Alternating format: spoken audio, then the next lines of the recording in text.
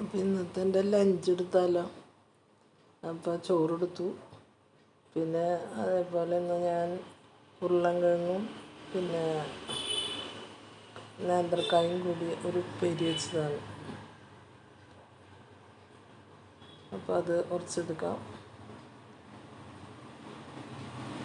പിന്നെ അതുപോലെ മീൻകറി, ഞാൻ പറഞ്ഞില്ല വറുത്ത മീൻ കറി വെച്ചത്, അത് കുറച്ചെടുത്തിട്ടുണ്ട്.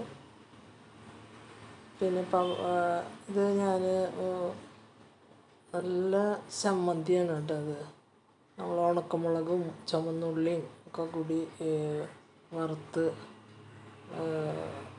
വെളുത്തുള്ളിയും ചുവന്നുള്ളിയും ഒക്കെ കൂടി പുളിയൊക്കെ വെച്ച് നാളികേരമൊക്കെ വെച്ച് വറുത്തിട്ട് ഉണ്ടാക്കിയ ചമ്മന്തി കേട്ടോ. നല്ല രസമാണ്. പിന്നെ പപ്പടം, പിന്നെ ഉള്ളിയാണ് പിന്നെ കൊടുക്കാനായിട്ട്.